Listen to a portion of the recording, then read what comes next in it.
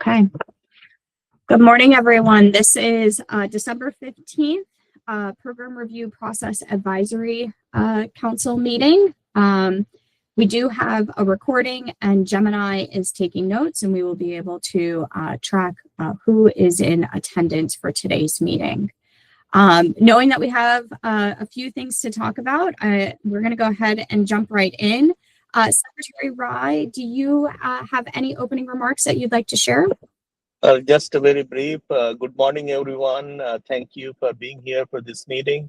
Our team at MHAC under Dr. Rao's leadership has been working very, very hard on implementation of various parts of House Bill 1244.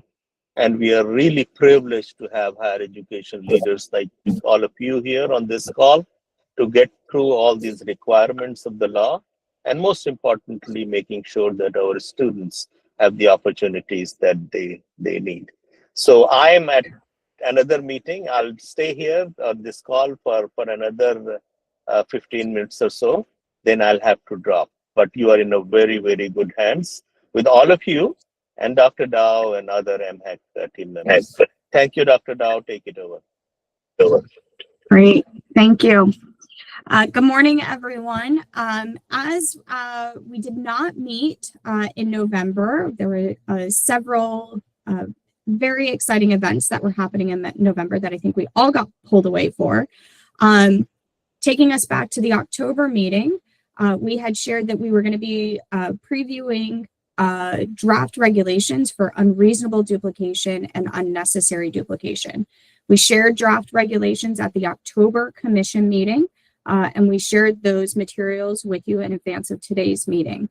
I'd like to spend just a few minutes running through an overview of those draft regulations and the draft process for determining whether or not a program is unreasonably duplicative or unnecessarily duplicative.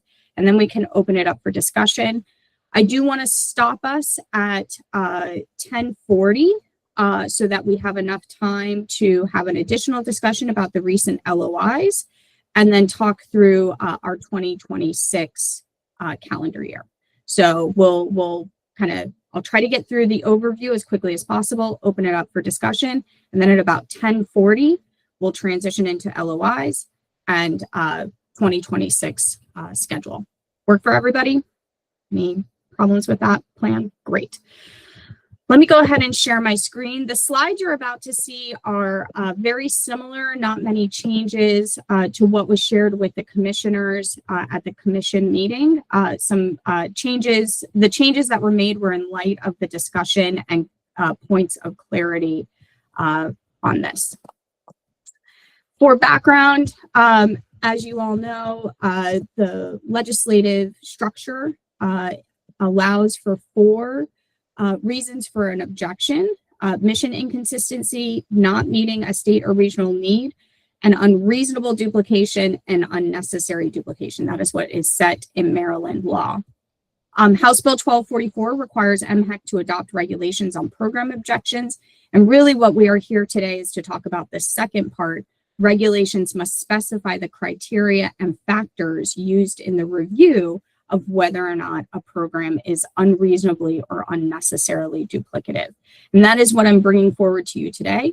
It is a draft proposal on the standards and criteria to determine whether or not a proposed program is unreasonably or unnecessarily duplicative. So we look forward to getting your feedback. The purpose of these regulations are to provide transparent, consistent standards for program review. The statute does not provide the standards, and that's why regulations come in. They come in to fill in the blanks and provide those details. There is an expectation that duplication prioritizes workforce needs. It prioritizes collaborations between institutions, and it prioritizes our equal educational opportunity obligations under state and federal law.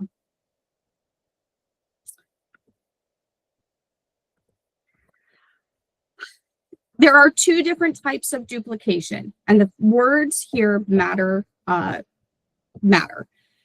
One is unreasonable duplication that would cause harm to the state or student, and unnecessary duplication that is in violation of the state's equal education opportunity obligations. So unreasonable duplication and unnecessary duplication are not synonymous. They have each their own independent review process and independent standards. One is about harm to the state or students, and one is about violation to our state's obligations under federal and state law. This is a shift, particularly for unreasonable duplication. Unreasonable duplication used to withhold a standard that it would cause harm to an institution. That is no longer the case. Harm to an institution is no longer of consideration in either of these analyses. It is unreasonable duplication that would cause harm to the state or student, and that is a fundamental change that I want to make sure we're all clear on. So let's go to unreasonable duplication. Start with unreasonable duplication. This is what we would consider a state standard. This is specific to Maryland law. The focus here is on academic program duplication, again, that causes harm to the state or to the student. There are specific priorities from the statute, again, referencing that it meets state and regional workforce needs. That is of high priority. That it preserves existing programs meeting those needs, and that it encourages institutional collaboration. So these priorities are explicit from the statute, explicit from the General Assembly. This is what the General Assembly has given MHEC and our institutions to prioritize when we think about unreasonable duplication. So some proposed general rules. Here's where, so this is non-negotiable. This is in statute. This is what we have been charged to do in light of the General Assembly's House Bill 1244. Here's where we have some flexibility and some things to fill in the blanks of what it means for a proposed program to be unreasonably duplicative. So again, these are proposed. We welcome your feedback. It only applies to programs at the same level. So for example, a master's program is not duplicative of a PhD program. A postmaster's certificate is not duplicative of another certificate, of a master's degree. It only applies to master's, certificate to certificate, graduate program, doctoral program to doctoral program. Second rule, it's not unreasonable if the program addresses documented workforce shortage. And that is where our workforce needs analysis comes into play. If there is a demonstrated need for graduates of specific fields or specific programs, then it would not be considered unreasonably duplicative. So this is where we are prioritizing that workforce needs context. And all graduate programs are reviewed for duplication. So what does that mean? How do we even, okay, so if we all agree on those rules, then what is the process for us to determine whether or not something is unreasonably duplicative? So we would start, our proposal is we would start with the question, one, does duplication even exist? And to answer that question, we would look at some basic indicators. We would look at learning objectives and competencies. We would look at intended employment outcomes. For example, what kind of job a graduate would be eligible for or would be a good candidate for. Is elements around licensure, certification, and accreditation. And of course, the title and zip code. So we would look at those basic indicators to determine, are these two programs similar? Are they duplicative? If we needed to, we would go into a course-by-course analysis, because sometimes those learning objectives, sometimes just because it leads to licensure or certification, there are details in those those required courses that can help us determine whether or not two programs are actually distinct. So if needed, we would do a course-by-course analysis. We would look at course titles, objectives, descriptions, and even experiential requirements, depending on the nature of the program. So using that information, we would say yes or no, these two programs are in fact duplicative or not duplicative. If we think that there is duplication, we would go on to a second question. Is the duplication unreasonable? And our primary factor here would be looking at workforce need. Is there a demand for graduates in this particular field for an industry that is of high priority for the state of Maryland? Some additional factors that we would consider around whether or not the duplication is unreasonable are things like modality and geographic distance, the student population and demand for the program. This is where mission and institutional identity may come into play. We would look at things like faculty capacity, and I already have institutional mission here, and the potential for collaboration. Additionally, we need to be thinking about harm to student or the state. And these are some examples that we've encountered and ways that we think that there could be harm to the state or student. We've talked about inefficient use of state resources. We've talked about interference with our responsibilities when it comes to historically Black institutions. We've encountered issues around limited experiential opportunities. That's harm to students. There have been hypotheses that a duplicative program would limit experiential learning opportunities. And then finally, a consideration about whether or not there would be an increase to student cost or time to degree if a duplicative program were to be allowed to enter into the space.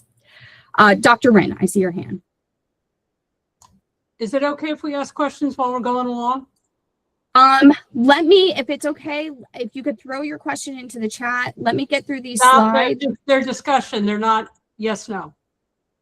Then I would ask that you hold it just so I can get through at least to a good stopping point. All right. Thank you.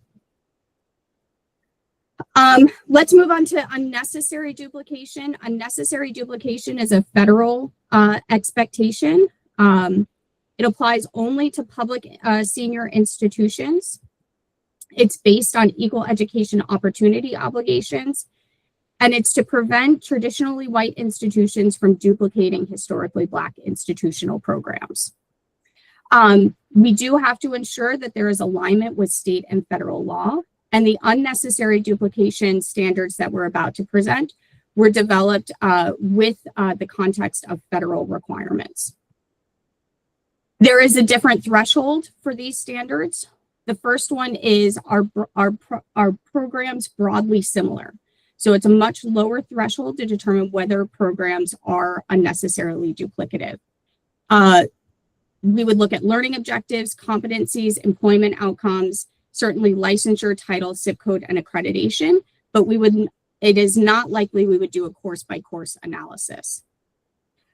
The second step here is if the programs are duplicative, is there a sound educational justification for the duplication to exist? We would look at similar factors like geographic distance. Is there a workforce need? Expectations around experiential learning opportunities. Are there unique educational resources to a particular school? Departmental or institutional reputation, and partnerships with industry, government, or education. So here the analysis shifts a little bit. Is there an educational justification for the duplication to exist? And we would consider these factors. A brief summary here of the differences between unreasonable duplication and unnecessary duplication, what it applies to, whether or not collaboration is required, and the review process. So let me stop. Dr. Rinn, let me go back to, I think, the slide that you wanted to talk about. I think it was.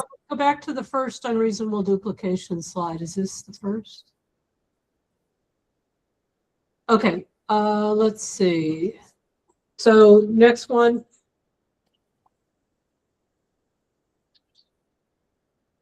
Okay, so all graduate programs are reviewed for duplication. Don't all graduate programs go through a letter of intent?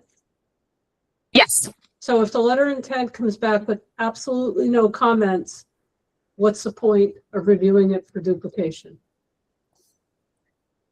This is the standards for which a duplication analysis would apply in the context of an objection.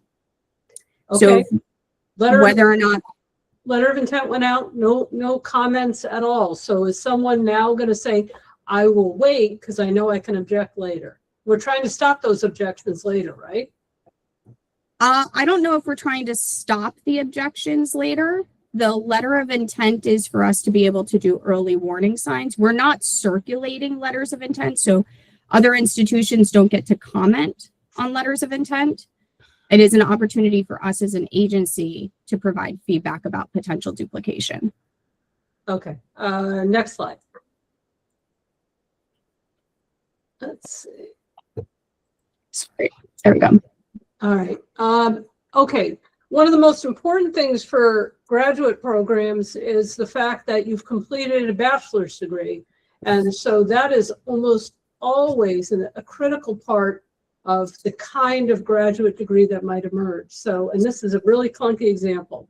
I want to have a master's in biochemistry. You already have one, but the only students you let in have to have a bachelor's in chemistry. My program will only let in students with a bachelor's in biology. How can they not both exist? So we would look at student population and demand is the but again, that's a first order issue, is your population of students. So even if the title and SIP are identical, nobody with a chemistry degree is getting into my master's. So how can they not coexist? Are you suggesting that admissions criteria be part of the step 1 analysis? I am. Okay. And other people can disagree or make other points, but again, as someone who has done graduate admissions, I see these as critical factors in here. Does anybody want to respond to? I know we've got a ton of I got lots more questions on these things coming, so if anyone wants to talk about that one, we certainly could. So how about this? To keep it organized, we'll table moving admissions. We can come back to that. I think that's okay. Into step 1. Okay. And then next slide. Workforce.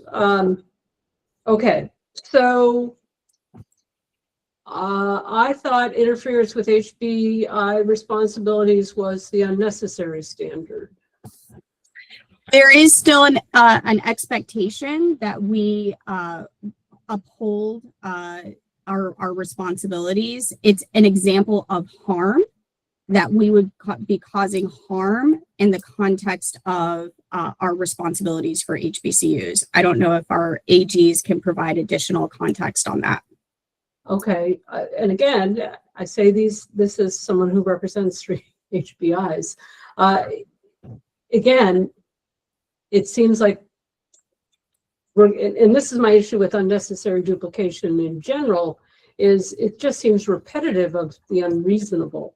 And again, I want us to be strongly supportive of our HBIs, but again, I don't want to lead to confusion here. So I'll leave that out in the ether if other people want to try and figure that one out before I just have comments on unnecessary and labor, and then I'll shut up. So Sure. Okay. So 2 things. You did mention the federal context. I think the federal context has changed deeply since this bill passed. And so I hope all of your AGs or folks are considering how we align. Again, I'm going to leave it at that because it's a different context we work within. Again, state stuff is very, very important, but we have a federal government that has shifted a bit. And then just on the more sort of in the weeds stuff on unnecessary, you talk about step 1 on unnecessary duplication as being a lower standard. Is that in the statute that says you can use a lower standard to determine unnecessary duplication? We are not for unnecessary duplication, as I have been advised. It's not to do a course by course analysis. It is the term, are the programs broadly similar? And so broadly allows for a bit more flexibility to determine. So we wouldn't look at things like, we may not look at things like an admissions criteria for broadly similar. But again, in my example, that admissions criteria would be key. I'm not going to hurt that department that has a chemistry requirement when I have a biology. So again, I worry about that. And then my last comment, and I'll be quiet, I'll come back to labor later. How are you determining institutional reputation, and what does that even mean? Sure. So programs that have high national rankings, programs that have strong reputation in terms of attracting students, graduating students. They have been considerations that have been brought forth in the past. Again, those are very different things. A national ranking based on research grants and things like that versus a national ranking based on, am I graduating students? And again, graduating students in graduate programs is very different than undergraduate programs. Those are very different kinds of standards. So I would hope if you're going to use something like reputation, that you give us all a chance to think that through with you, because that is, you're right, that's important. We want to, continue to build really strong programs in the state. So again, these are not criticism; these are just questions. As I read this, and I, don't understand some other things either, but I'll be quiet. So thank you. Thank you. President Powers. Thanks. Can you hear me, Emily? Yes. Okay, great. So my question is a little more global and sort of about process and opportunity.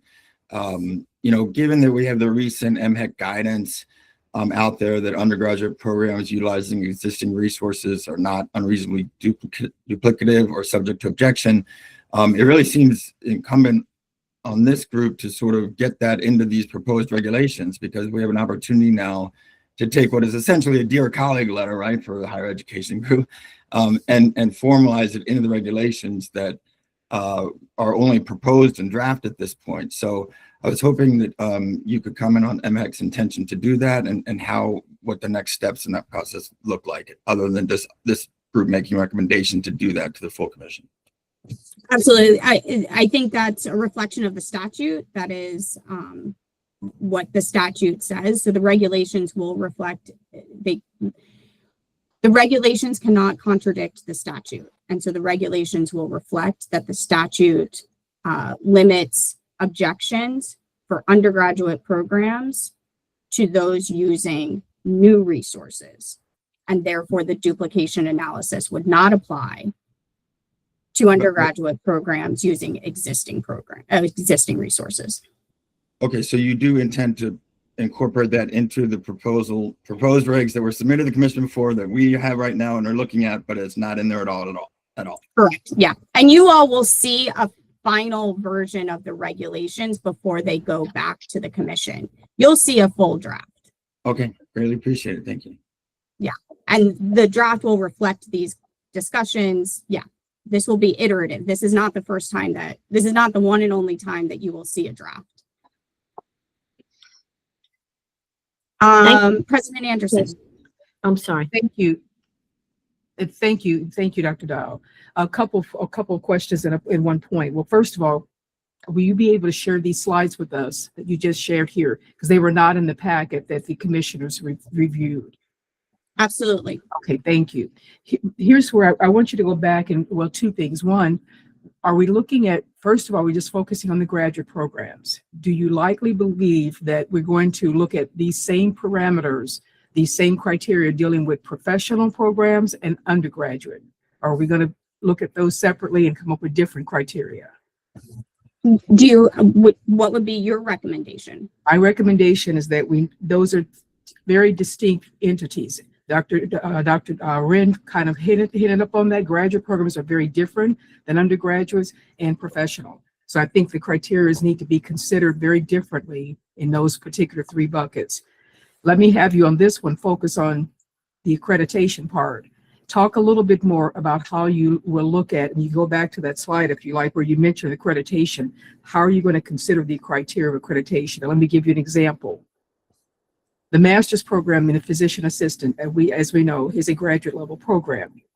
It also requires that part of the resources is clinical sites. And I know you have the experiential component in there, but from a standpoint of resources, it will do harm to students if you don't have the clinical sites ahead of time and have those all allocated, and students start coming in and those clinical sites to start to charge for clinical rotations. That's going to add cost to the students, which is harm. So that's an accreditation issue, but it's also one when you're looking at a program that you've got to consider the resources of the institution and what's surrounding it. So talk to us a little bit about how you're going to take that under consideration. But I think just as you explained it, that's why it's listed there. Is it's a consideration for us to figure out if there's harm to the students on the experiential learning. The accreditation piece is not all programs, depending on the field, require professional accreditation from either a national organization or a formal accrediting board. And so sometimes we have received proposals where an existing program is unaccredited and the proposed program intends to be accredited and is pursuing that accreditation. And so do we make a distinction about what it means to have two programs, one accredited and one unaccredited, not required necessarily to work in that field or that industry, but is that enough to make a distinction? Does that help answer your question? It helps a little bit. I'll come back to it if I need to. Okay, thank you. Okay, I'll let someone go on. Okay. And if you have recommendations, so the recommendation around the distinction between a professional degree and a more scholarly or academic degree is helpful, would welcome thoughts on how we, other than just saying, okay, well, this one's professional and this one is scholarly, what other criteria could we look at to demonstrate that that is a true distinction in the proposed program from an existing program? I appreciate that opportunity. Emily, when would you need that kind of recommendation? In any one of these meetings. So you can think on it. We'll come back to it in January. Would welcome your thoughts. Yeah. Thank you. Thank you. Dr. Khan. Good morning, everyone. Just foremost, this is a very good proof of a strong leadership in Arctic weather, right?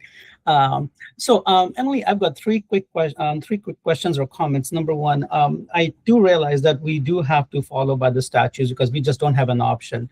And I want to say it out loud, even though I might get being recorded, that when it comes to statutes, they do somewhat complement or stifle both academic freedom and what I call innovation on fly.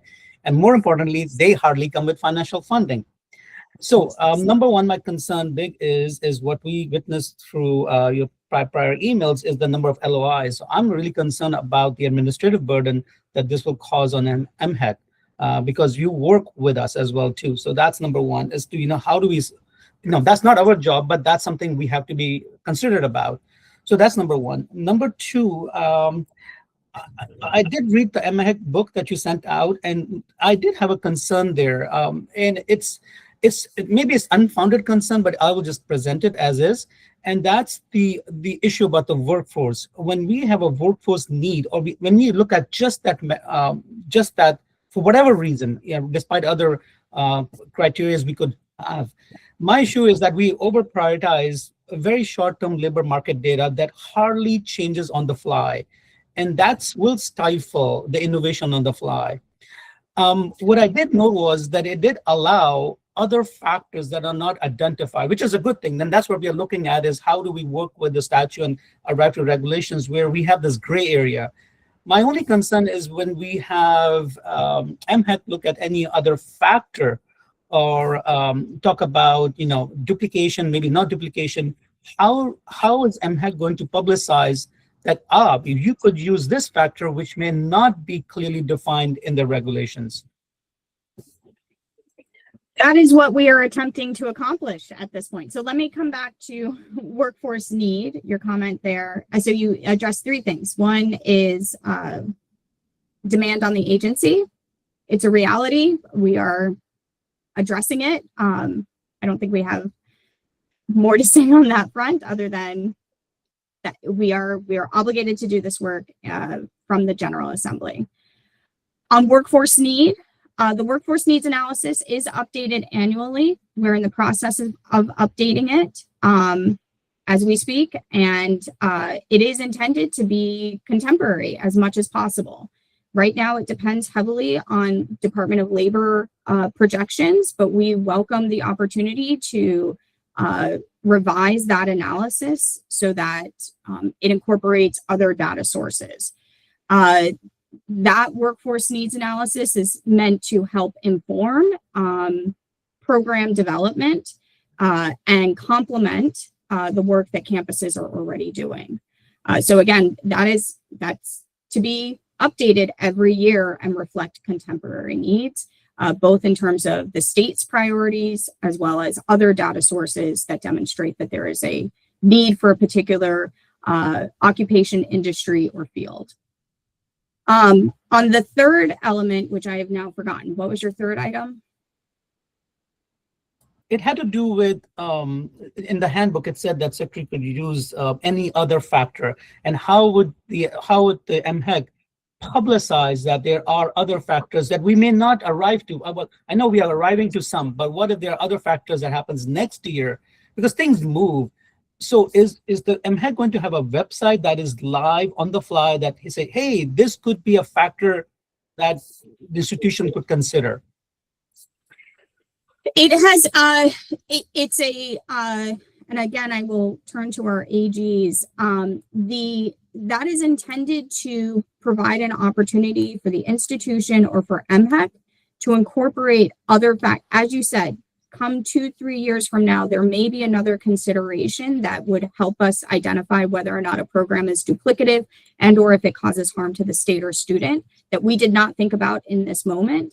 It allows us to have that flexibility of any other factor.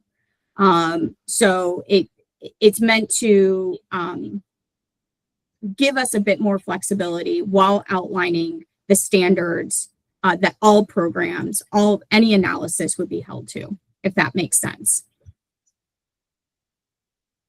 Thank you. Yep. President Ginsburg. Yeah, thanks. Emily, first, let me commend you and the team for the thoughtful way you've gone about putting this together. This is really, I think, advancing the ball in very important ways. So thank you. A couple of comments, a couple of questions and then a couple of comments, but I'll be brief. One is going back to last meeting, are we still aligned that undergraduate programs are not to be reviewed for duplication?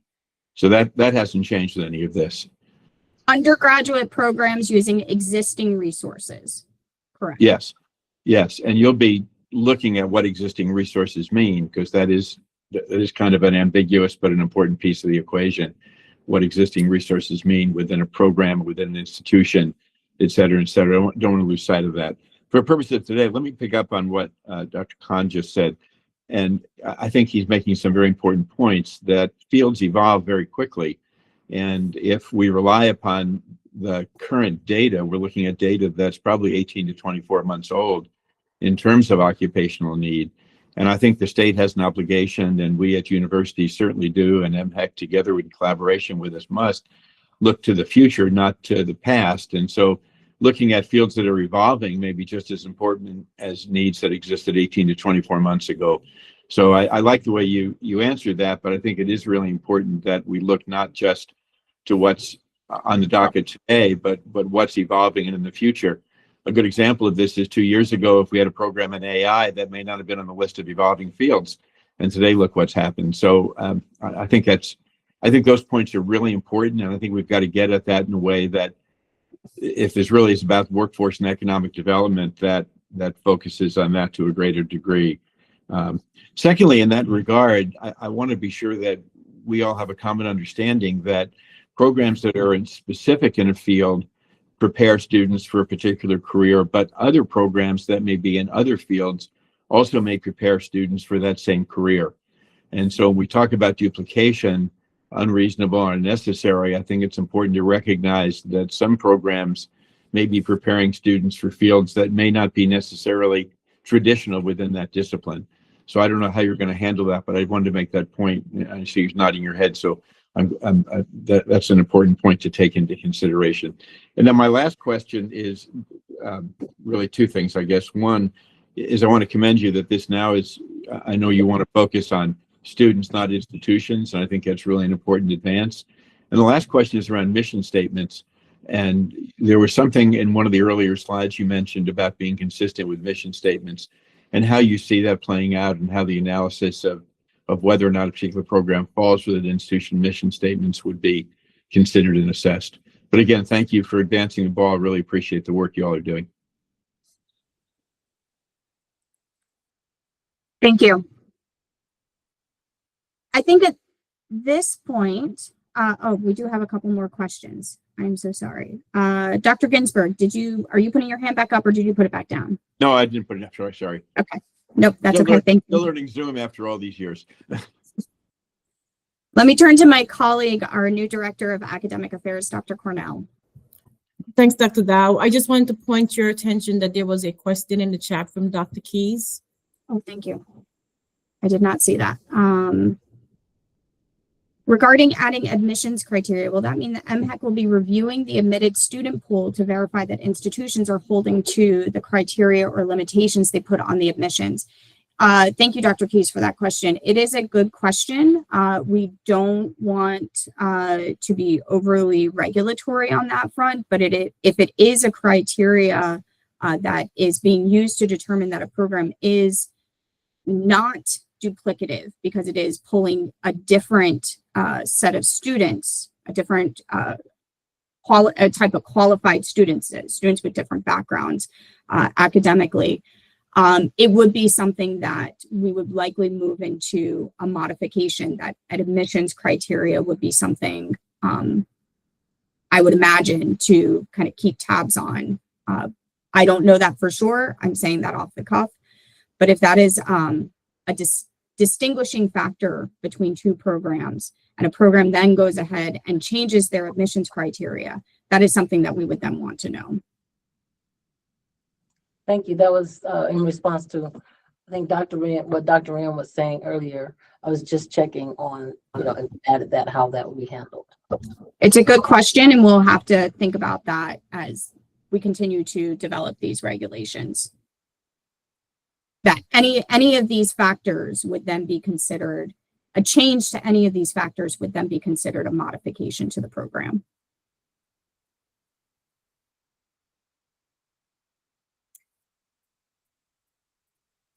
President Yam. Oh, you're on mute. Sorry about that. Thank you. I just had a quick question, or maybe not so quick, Emily. And thanks again for all your efforts here. On the expectation, can we talk a little bit about collaboration and that requirement? Are there any expectations or what we're thinking about around that? Like what would be considered a good faith effort on collaboration? Yeah, it's a good question. It is fairly kind of new territory. I've talked to a couple of other state agencies across the nation about collaboration and how they encourage it. It's difficult. It is difficult. So I think, Maryland has been striding in a lot of different directions. And as you probably all are aware, program duplication has been a challenge for Maryland. I think other states are very interested to see how we handle collaboration. They know that collaboration is a priority. And it's our opportunity to really shine and demonstrate that campuses can collaborate when it comes to program creation and program growth. To your question about what it means to to have a good faith effort, I think time will tell on that front. It depends on leadership like those here on the screen to really demonstrate that there is an interest for two programs. Dr. Yam, I know that you, Notre Dame is working diligently to do a collaboration with another institution. I believe it's Capital Tech. Capital Technology, yes. For some joint programming, and that's applaudable. And who owns the degree? What does the student get awarded? Where faculty are, course sharing. Those are really hard things to navigate. It takes senior leadership. So a good faith effort, I think, it's gonna depend on really coming to the table and making a good faith effort. We know that sometimes collaboration just isn't realistic. So I don't want to set the expectation that collaboration is the end all be all, but there needs to be some senior leadership buy-in that working with another institution is of a priority for the benefit of students. Thanks, Emily. Thank you.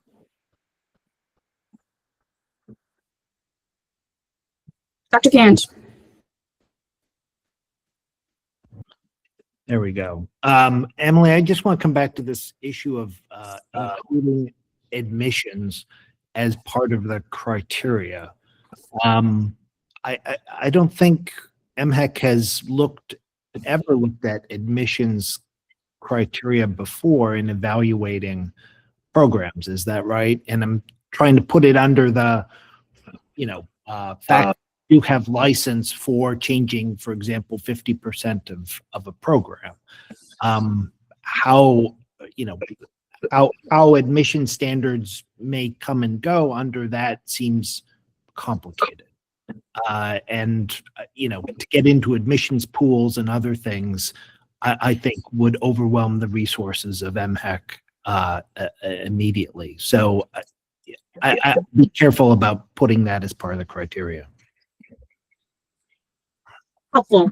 The reason why it's there is, as Dr. Wren had alluded, you could have similar programs, but attracting different student populations. And so maybe admissions criteria is not the right, but the students that the program is intended for, somebody with a specific baccalaureate background, somebody with specific work experience, those would be distinguishing factors to say the existing program is educating a different populace of students. Our program is attracting another group of students. And so admissions criteria with a lower A, not did you meet an SAT requirement? Did you meet a GRE requirement? What background does the student need to have to be successful in that program? No, I certainly understand the intent. I'm cautious about the amount of work that would go into making that assessment as opposed to just focusing on the outcomes themselves. Thank you for that feedback. So I think that seems to be an open consideration for everybody to be thinking about is intended student populations as a distinguishing factor, and how MHEC would assess that, and how MHEC would hold institutions accountable should that be a distinguishing factor to say, yes, you are enrolling different student populations. Should you change that, that would be something we would want to know about. Dr. Keyes. I'm agreeing with Dr. Gange on that, and I wanted to add that, as a faculty member, if I think about I'm developing something innovative and something new, and I start with a target audience, that even though I start with a target audience, if I'm really about educating people on a particular thing, once I get that audience down, that's my central audience, you're always kind of like thinking of expanding it. It doesn't seem unreasonable, rather, I would say, not always think about it. But it doesn't seem unreasonable that once you've got your core audience under that, and you've got your program going and is working well, that you expand your core audience. So I think it's really not, I don't think it looking at a program wisely to say, I'm only going to offer this to X kinds of students. It's really about the program. You're offering a program and you hope it reaches all kinds of people. So like today, it may be just for the students who are coming to campus and meeting me in this room, but someday I want to go beyond. And so it's not just the modality that it sounds like I'm talking about modality. It's not just modality that I'm talking about. So if I'm an expert in entrepreneurship, I want all people who want to be entrepreneurs to someday come to me. But right now, I only have the capacity to serve this group. And, so I don't think, I just don't know how to say what I'm trying to say, but you get what I'm saying. I see some nods out there. So I just think is not thinking wisely to box people into one group of people that they're serving. That's what I want to say. So that's an outstanding, thank you, Dr. Keys. It sounds like there's a bit of both sides. There's interest, maybe, I don't know, is intended student population a distinguishing factor? We've always been open to all kinds of students. So I don't want people to say Morgan can only serve a particular group of students. We're serving all students. I don't want to be boxed into serving students who look like me. I don't think that's at least not my intent. It's about two programs. One that has students with a STEM background and students with a business background. Same program, but the expectation is that students have different backgrounds academically. Similarly, a master's program where the program requires that an individual has been working in the field for 10 years. It's not intended for an immediate, are those things, that kind of intended population, enough to distinguish an existing program from a proposed program? And I would go the other way though. So I see that if I've developed a STEM program, that's who it's for. Not I'm developing a program and only STEM students can come. I'm developing a program that has high-tech, quantitative stuff in there. So students who don't have the background will not come, will not be my audience. So if I develop this kind of program, it's about the program you develop, not really about the audience. You've got to consider the audience when you're developing a program, but if you develop a kind of program, you all have already limited yourself to an audience. Fair question. We're already at time. It merits further discussion. So if I can ask everybody to think on this about whether or not this is a consideration that we should or should not include. This is why we have you all. You are an advisory council. You all are going to advise us on what makes sense. So appreciate the feedback. Dr. Arnett, and then we'll go. Good morning, all, and recognizing we're close to the end of the meeting, a thought on where we are with going so far as to say which audience program is targeting for admission. I think it may come into a bigger discussion if we are facing a situation where the current program offerings in Maryland are graduating almost enough students to meet what is the workforce demand.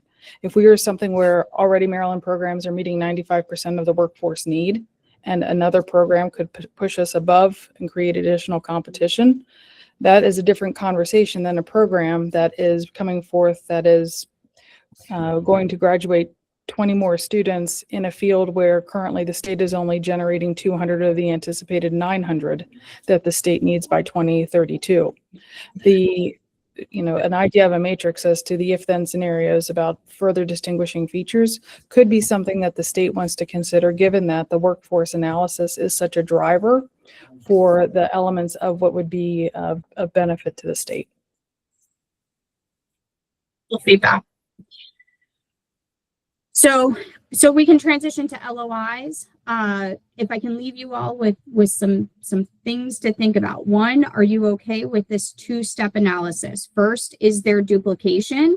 And what then defines duplication? We've provided you some examples and an outline of something to consider. And then two, if it is duplicative, is it unreasonable? Does it cause harm to the state or student? And we've identified some standards or some considerations in answering that question. So a two-step process. Think about what we've included, what we've not. We'll review these notes. We'll come back to this at the January meeting for further discussion. Let's transition over to LOIs. We had 29 LOIs from the October submissions. We released them at the beginning of December. It was, as the first round, an interesting experience to review the proposed. There were definitely some intended programs that were not duplicative at all, and there were some really strong opportunities for collaborations. We outlined those opportunities in the letters. There were a handful of programs that we said, you probably do need to talk to other institutions. And there were some intended programs that involved some licensing boards, and we copied those entities in as well. We are almost done with the November 1 submissions, but we wanted to open up for discussion any feedback before we released the November 1 LOIs. And then, of course, we're reviewing the December LOIs. And I believe November we had 9, so substantially less. 29 LOIs was a lot for the team in one batch, but we don't expect to have that many in the future in any one batch. So let's put it up for comments and feedback. Dr. Ganji. Thanks, Emily. So, you and I talked a little bit about this last week. Just feedback for all. One, I know you're, doing this for the first time. I think we all really need as rapid a response to these LOIs as possible. I really hope 63 days isn't the standard. I know you're not aiming for that. We'd all appreciate that because it does have implications, right, for fall of 26 starts. Along those lines, to the extent that the more standardized language and templated language, I think, A, would help with the timeliness, and B, help us understand, what the intent is. If we saw some sort of very clear and standardized language, A, there aren't concerns, or B, there are substantial concerns. And I would, just promulgate, some of the things we talked about before may be unique to Hopkins. We do recruit from a global student population. And so matching up local resource needs and workforce needs with our recruitment may not, necessarily mesh that much. We'll certainly, we're taking the stand. We are informing the partners that were copied on our LOIs. I do think, just to tailor expectations about the extent to which we as institutions can truly collaborate and share resources, et cetera, that's very difficult. But from an informational standpoint, we're certainly happy to share what we can with anyone across the state. So I'll stop there and open up for others. Appreciate that feedback. Yes, our intent is to have a much more speedy response. I think, one, it was a reflection of the amount, and two, it was our first time. We're prepped and ready to release the next round. And appreciate the feedback around templated language. We're working through that as we speak. And the collaboration, that is something from the General Assembly. It's something we will have to monitor and, like you said, manage our expectations of what's realistic for different institutions. Dr. Rinn. Just quickly, I appreciate Dr. Gange's comments and agree on the length of time, more templated language. That would be very helpful for our institutions. I'm curious what institutional obligation there is. If there's no duplication, you can suggest collaboration, but there's no requirement. That would be my point. Second, wasn't there a monetary fund attached to this to encourage collaboration? What's the standard? What are we doing with that? Is that going to happen? We've received no funding for that. That's okay. All right. That's not surprising. All right. So again, I think as long as folks are clear that if folks can move forward with these still, and I appreciate the fact that if you're looking at national and international markets, it's a very different conversation than a Baltimore or a Maryland market. Thank you. Thank you. Other feedback on LOIs?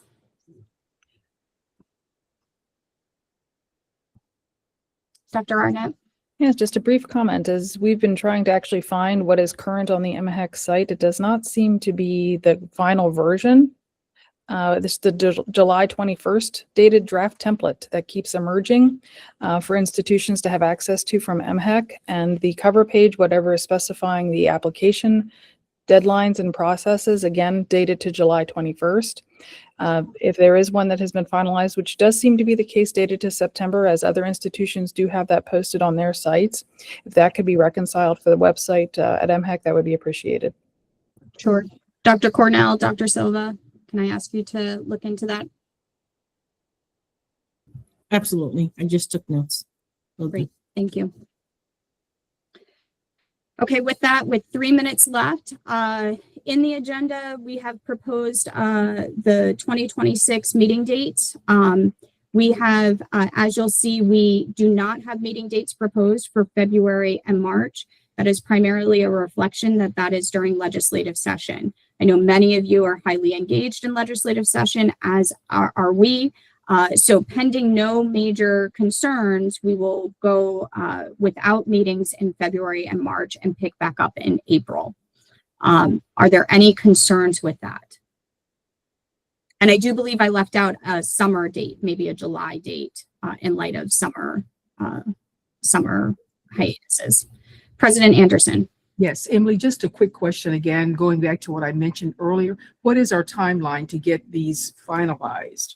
Because we're still just focused on graduate programs now. We have not even moved to undergraduate or professional. So what is our timeline?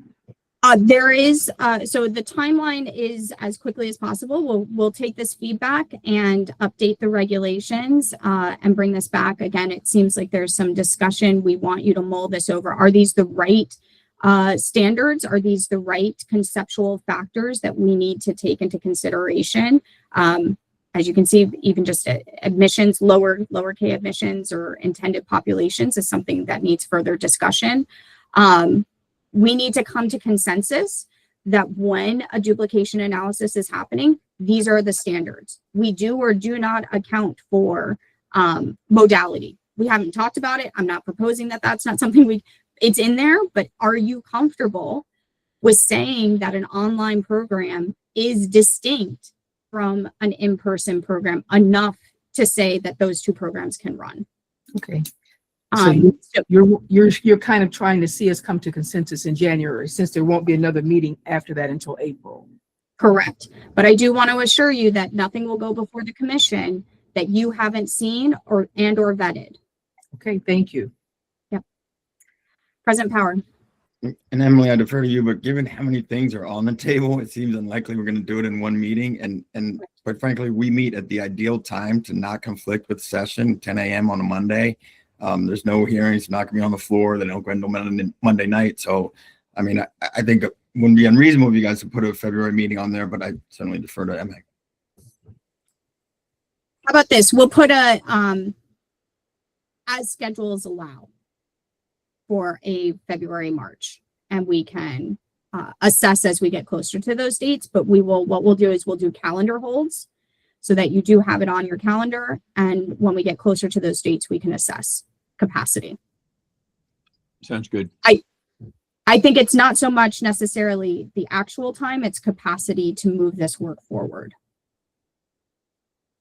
is the concern. Deputy Secretary. Thanks, Assistant Secretary Dow. I know that we're at time, so I'm channeling Secretary Rye, who I know had to step away for another meeting. Just wanted to take a moment to thank you, Dr. Dow, Dr. Cornell, Dr. Silva, and the entire academic affairs team for the incredible work that you've been doing leading this committee. I think all of anybody who spoke started off their comments commending you as well. Also wanted to thank members of the PRPAC. We could not do this work without you. You've given us a lot of incredible feedback. We want to move in partnership with you. So thank you so much for such a great start to the week before Christmas. This was a really productive meeting. So thank you, Dr. Dow, and thank you to the PRPAC. Incredible job today. Thank you, everyone. We'll send out calendar invites for those dates. We'll add a February and March as schedules allow, and we'll go from there. Thank you, everyone. Please do think about this structure, and we welcome your feedback. Happy holidays to everybody. Thank you. Bye-bye. Hey, Emily, can I have your 30 seconds of your time? Let me hop off. Can I call you? Yes, please.